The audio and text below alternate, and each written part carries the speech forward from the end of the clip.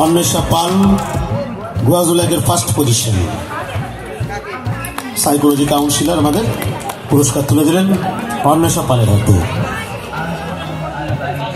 হ্যাঁ, first গোয়াজুলাইক, first Anwesha পাল। জোরে হাত তালে অন্বেষার জন্য। নমস্কার, আমার নাম অন্বেষা পাল।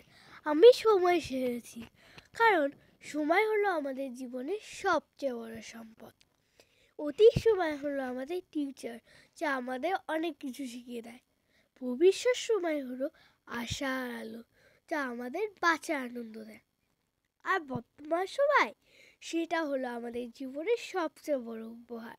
বর্তমান সময় সঠিক ব্যবহার আমাদের জীবনে সফলতা এনে দেয়, আর সময়ের অপচয় আমাদের জীবনে অসফলতা ও দুঃখের কারণ হয়ে দাঁড়ায়।